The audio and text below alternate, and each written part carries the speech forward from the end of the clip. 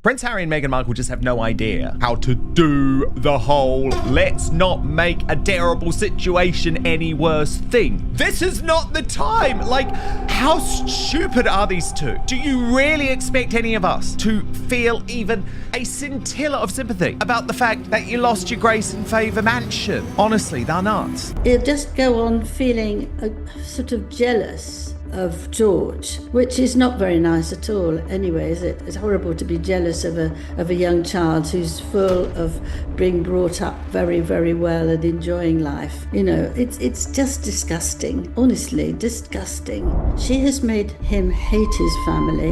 You can have a person in your life who tries to drown you. Somewhere in Montecito, there's a phone number Prince Harry can no longer dial. He didn't lose it. His own brother had it changed. And this week, the woman Harry personally chose to tell his life story said it out loud, on camera, for the world to hear. That's Angela Levin, not some random online critic. She's his own biographer, the friendly witness he trusted with everything. And now she's putting Meghan on blast, on the record, accusing her of pulling Harry under. 4 separate stories dropped in a single 7-day stretch. 4 doors. One man quietly keeping every single one of them locked tight. And honestly, it was never King Charles. There's a new rule running this family now, and it doesn't bend for a house, it doesn't bend for a biographer, and it sure doesn't bend for blood. The rule is ice cold and simple. Once you're out, you're out. Over the next 20 minutes, I'm going to show you William enforcing that rule 5 separate times in a single week against his brother. So I'm really annoyed about this. Prince Harry has such a cheek that he is now piling the pressure on Catherine, the Princess of Wales, to step in and try and save his failing relationship with Prince William. Not understanding that it's over, brother. It is gone. Finito. Just accept it. Catherine tried so hard for so long. You threw her efforts back in her face with your continued attacks, not just on William and Camilla, but on Catherine herself. These days, he tries to take both sides of the argument, but having spoken to both couples or sources connected to both couples, the big revelation from him is that Prince Harry doesn't even have William's phone number anymore. That is, of course, a mortifying revelation for the Duke of Delusion, especially given Wakeford goes on to say that even if he did, Prince William would not pick up.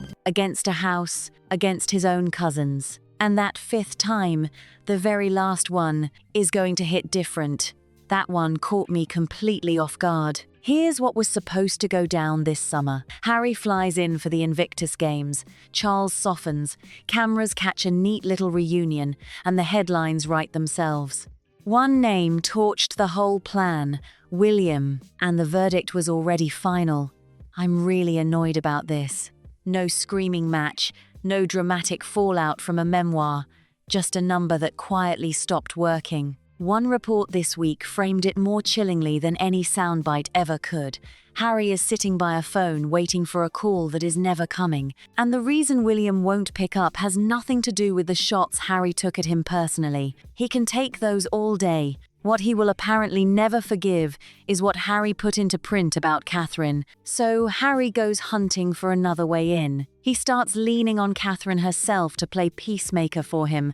The audacity. By his own published words, he spent years making her life harder. Now she's the one he expects to clean up the mess. The nerve of it is genuinely something. A lonely man an ocean away from the only family he's ever truly known, and the one road back home runs straight through a brother who has already decided the answer is no. And to understand why it runs this deep, you don't call a palace insider. You go straight to the one woman Harry trusted with his whole story.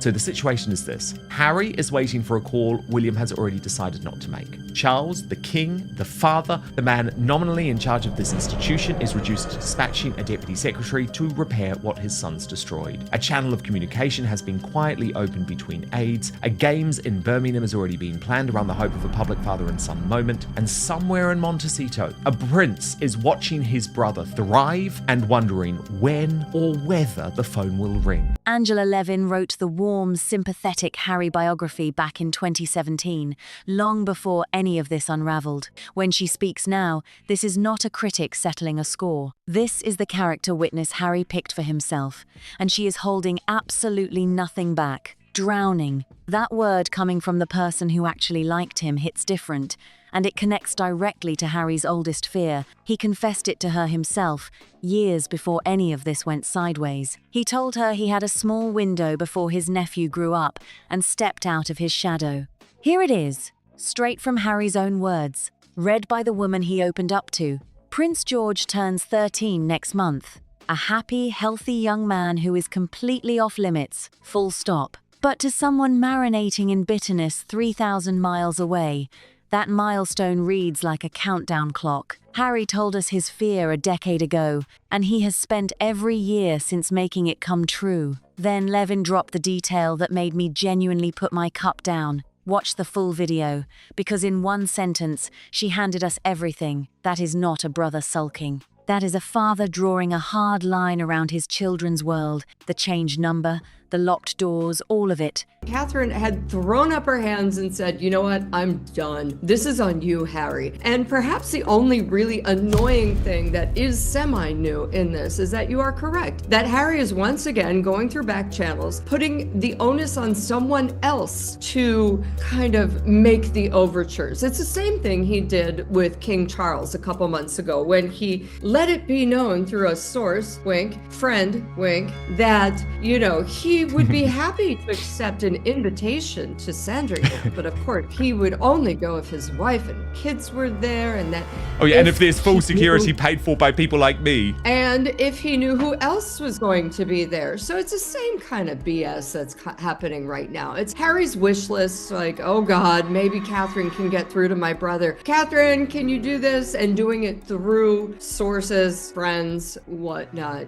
I call baloney on it. It's just really Harry stamping his feet and playing wish list again. The same instinct. William watched it up close, and he decided that whatever was pulling Harry under would never reach George, Charlotte, and Louis. So when people come for Levin, remember exactly who she is.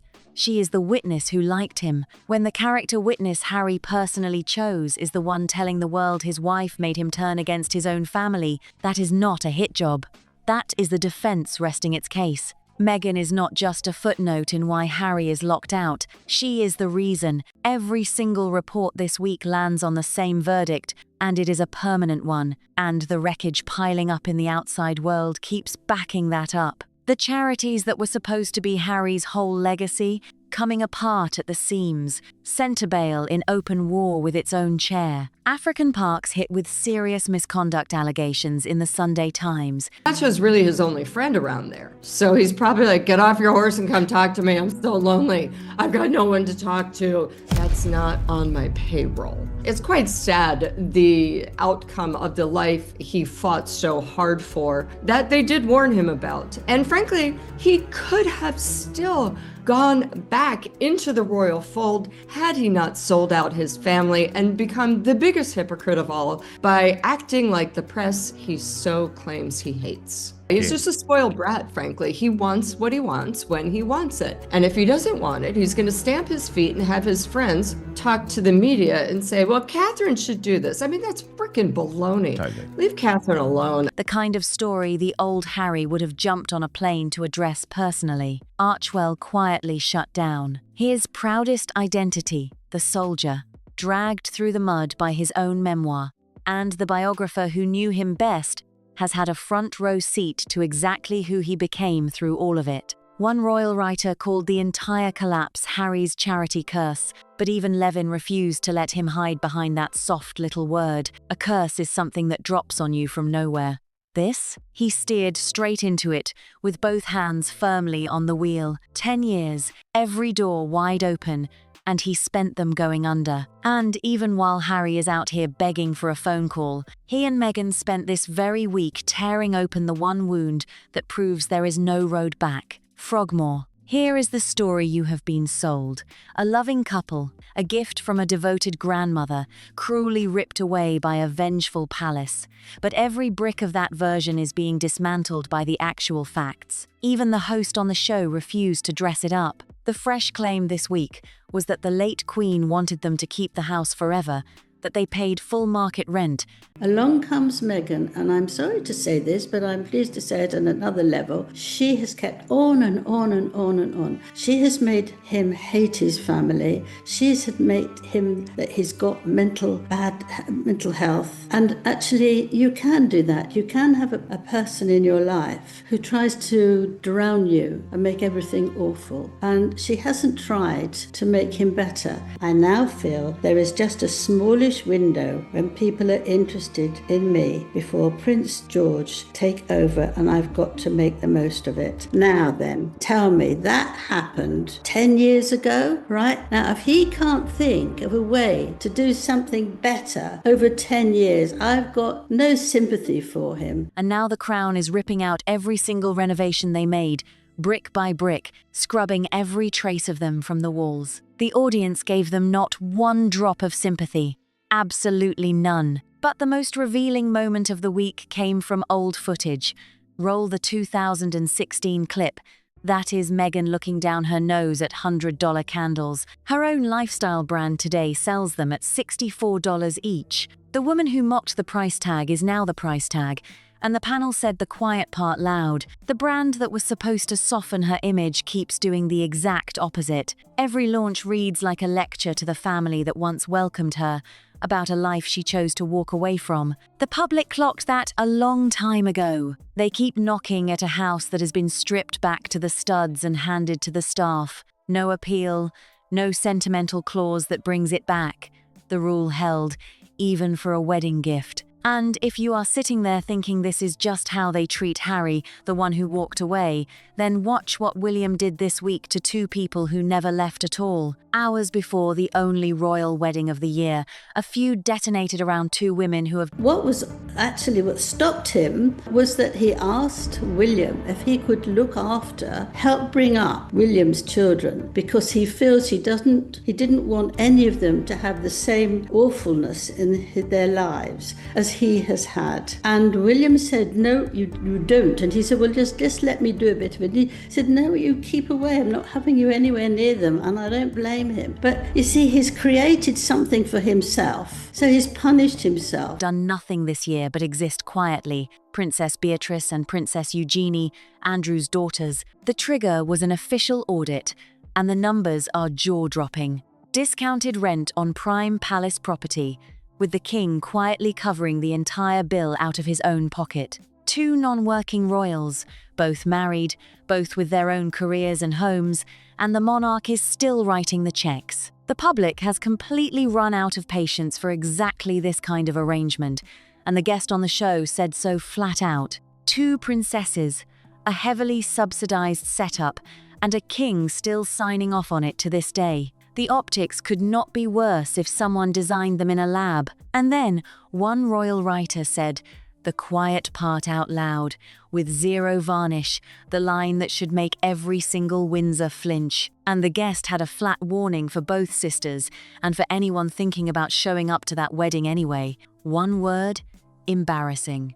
Contamination, fair or not, and in this family, contamination is fatal. There is the rule, said out loud by someone who understands exactly how William operates. If he will freeze out two cousins whose only offense is sharing a surname, then the idea that he will ever reopen the door for the brother who set the whole place on fire is pure fantasy. I do not believe he will show up to Birmingham at all, but that is also in a little over a year's time. So, of course, there's time to go. But here's the deal, Dan. No way can William or Catherine ever be around Meghan again. It has all been grievance. And actually, his arguable achievements, I think that they're sullied in some way now, actually. Afghanistan has been sullied because of his boasting about his account in Spare, for example.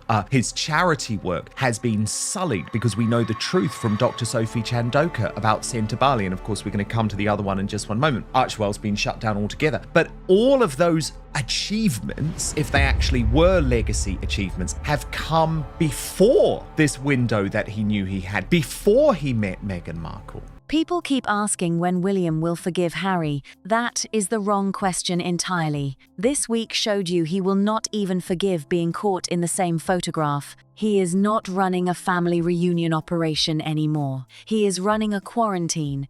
And the very first name on that list was never Beatrice. It was never even Harry. It was Meghan. So if a man is this calculated, freezing out his brother, icing his cousins, stripping a house back to bare brick, you are absolutely allowed to ask the hard question, what is worth being this cold? What is he protecting that justifies all of it? This week, without even trying to, he showed us exactly what that is. And this is the part where it stops being gossip and starts being something else entirely. A video surfaced from a cancer ward in Manchester. Catherine, still in her own recovery, standing beside a young mother of 30 as she rings the bell that means chemotherapy is finally over. No press release, no brand rollout, no camera crew angled to catch the most flattering shot. Just this moment, raw and real. Bangs him on the back, she won't let him talk if she wants to move. She criticises him for all sorts of things. And so he feels like nonsense, putting him on at the children's table when she was sitting with all the main people there. You know, that's the way you can destroy someone. And look at his face. And he can't do it because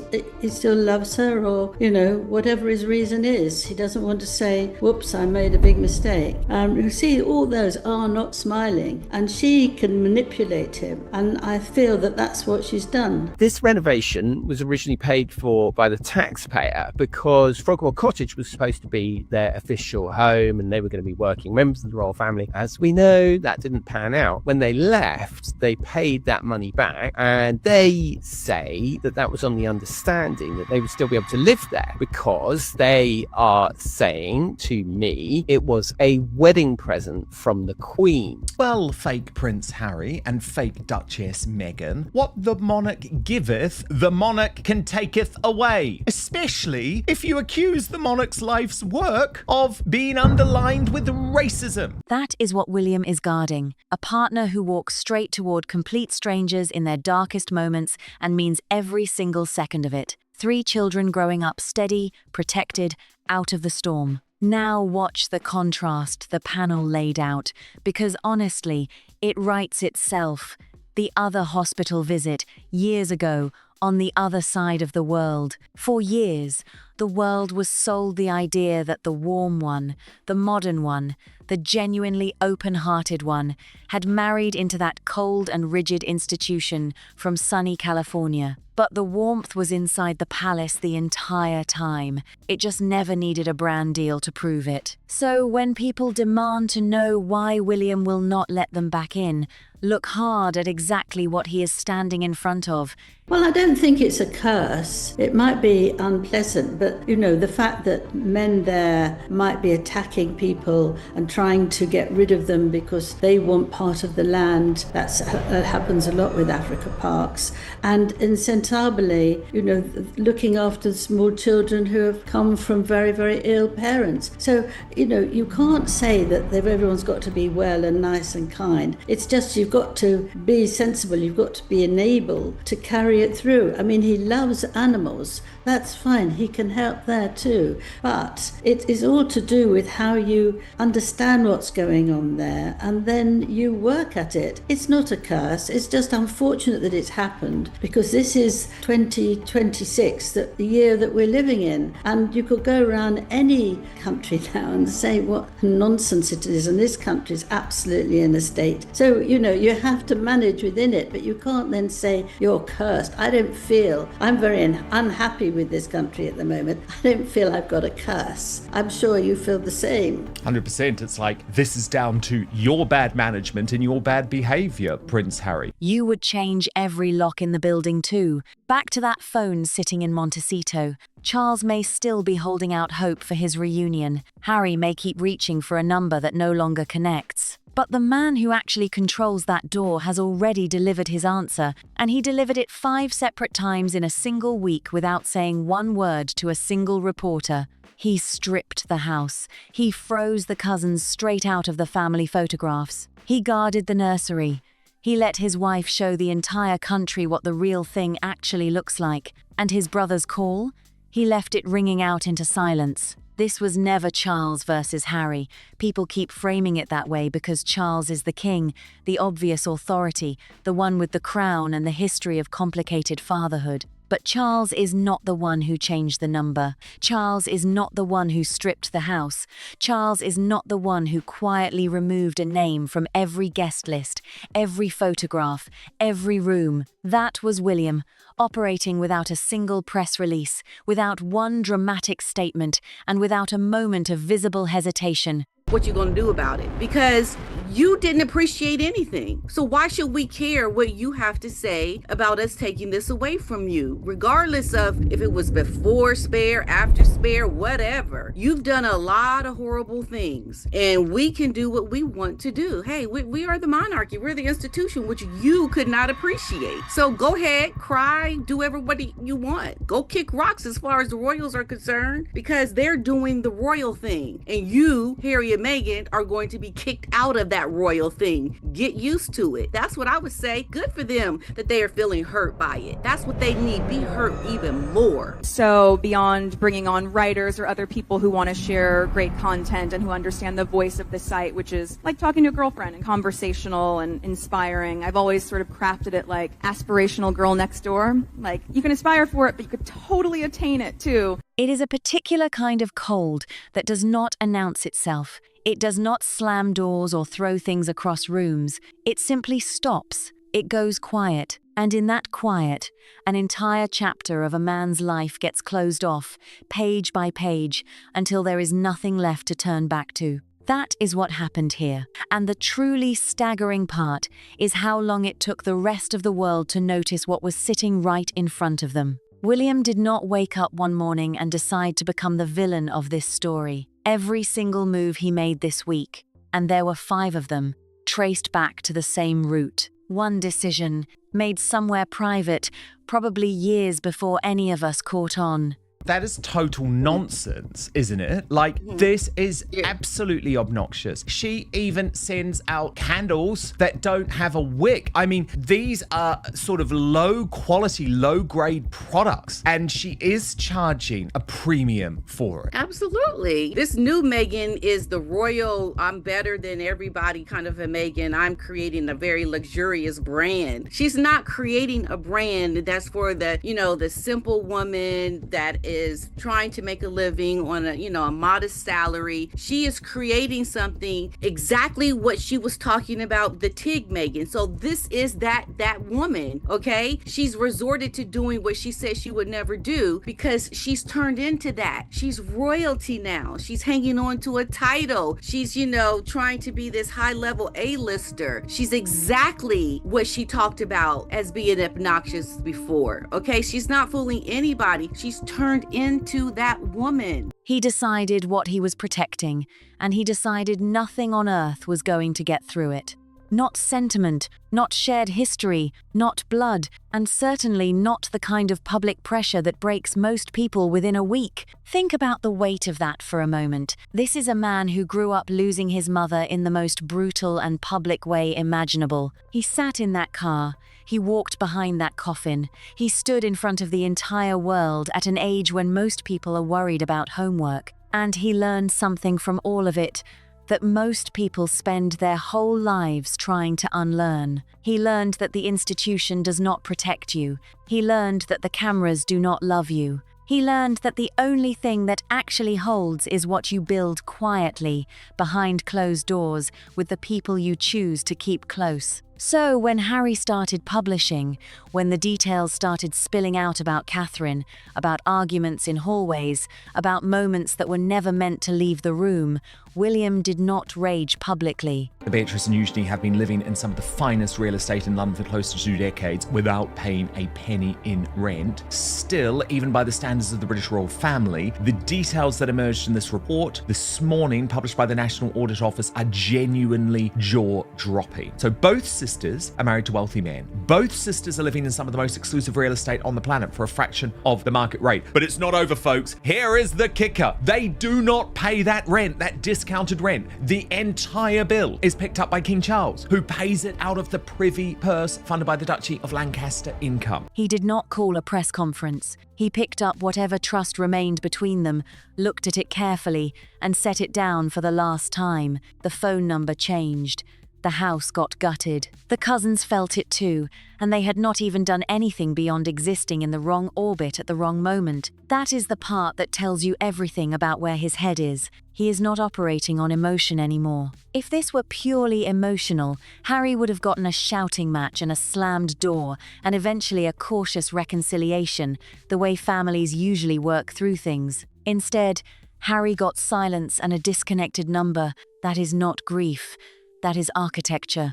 William has been quietly building a wall, and he has been building it with precision. And on the other side of that wall, Catherine in a cancer ward in Manchester, standing beside a 30-year-old mother who just finished the hardest chapter of her life, watching her ring that bell. No announcement, no coordinated rollout, no narrative carefully shaped for maximum positive coverage. Just a woman who has been through her own version of something terrifying, showing up for a stranger because that is simply who she is. That image did more damage to the Sussex brand than any tabloid story ever could. Also, what's going on in Britain right now is so much rules for thee but not for me, and the public is insanely sick of it. And I just think at this point they need to become private citizens. That's what they are. Be treated that way. And right now William is trying to lead the way, saying, hey, I'm being completely transparent. Look, my wife and I are paying market rent on our forever home. It's £400,000 a year. We have the money, we're paying it. And here is the brutal irony of it. It was not designed to do any damage at all. It was just real. And real, it turns out, is the one thing that cannot be manufactured, launched, rebranded, or sold at $64 a candle. The contrast does not need to be spelled out because it spells itself. On one side, a woman recovering from serious illness who uses whatever energy she has to walk into rooms full of pain and sit with strangers in their worst moments. On the other side, a lifestyle brand, a podcast, a Netflix deal, and a Frogmore story being re-litigated on camera for an audience that has already made up its mind. The public is not confused about which one feels true. They have not been confused for a while now. The Yorks are a crime family. In a crime family, the next generation gets drawn in. They may have been indoctrinated as children, but no one 20 years later seriously argues that it's not their fault and that they are immune to the consequences of their actions. William does not think they are guilty in a courtroom sense. He thinks they are contaminated. And in the age of the social media pile-on, William understands something his father simply does not, that contamination, fair or not, is fatal. And Harry sits in Montecito with a phone that cannot reach the one person he probably needs most right now. Not Charles, not a palace spokesperson, not a sympathetic documentary crew. His brother. The one who knew him before any of this, before the titles and the media training and the carefully constructed narratives. The one who walked behind the same coffin. That relationship, whatever is left of it, lives entirely in William's hands now. And William has made his position clear 5 times over in the space of a single week without once raising his voice. People will keep asking when the forgiveness is coming. They will frame it as a healing that is being cruelly delayed, a reunion being withheld for political reasons, a family drama that just needs the right mediator and the right moment. But this week answered that question definitively, and the answer is not a matter of timing anymore. The door is not stuck. It is not jammed or temporarily closed while tempers cool. If the princesses Eugenie and Beatrice had any shame or any sense, they would not show up. Honestly, it's one of these occasions where you send a lovely present and don't gift your actual presence. I think it's just too embarrassing. Good luck. That will be brilliant. Yeah? Stay strong. Bring it with her. Come on, Claire. Come on, Claire, you've done it.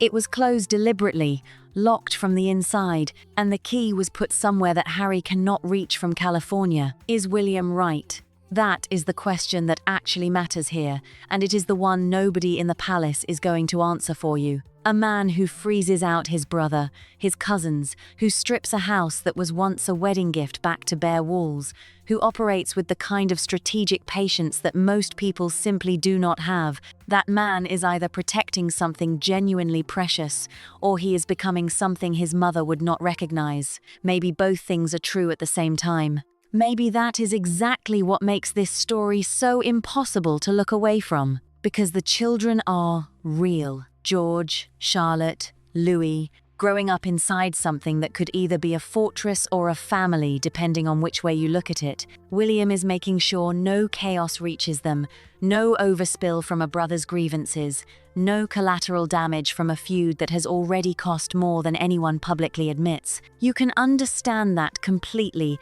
and still feel the weight of what it costs. It's just a stark difference to how Meghan, when she went to Australia, the Royal Children's Hospital there, everyone had to be carted out to her, whereas Catherine went to them. And also just the way she was so caring and loving towards everyone she met. It really does bring tears to your eyes. Yeah, it does. I mean, there was no humanity in these moments that we're looking at now. Whereas everything about Catherine is soft and meaningful and about the people who she is there to see. This was so gross. It was so gross. And it just shows you how different they are because, I mean, the circumstances were identical, weren't they? Absolutely identical. Yeah. One was performative and the other one was actual. A changed phone number is a small thing on paper. On a human level, between two brothers who once shared everything, it is enormous. So let me leave this with you. Because here is the question I keep turning over and cannot put down. Is William right to bolt that door permanently? For his wife, for his children, for the institution he is going to inherit and carry forward into a future none of us can fully predict? Or should a family always leave one door open somewhere, even a small one, even a difficult one, even for the person who struck the match and watched the whole place burn? There is no clean answer to that. Anyone who tells you there is has not been paying attention. But I want to know where you land on it, because this community has some of the sharpest and most honest takes I have come across anywhere, and I mean that without any flattery attached to it. Drop it in the comments and do not water it down. Say exactly what you think. I read every single one, and I genuinely mean that. I sit down with my tea. I go through them properly.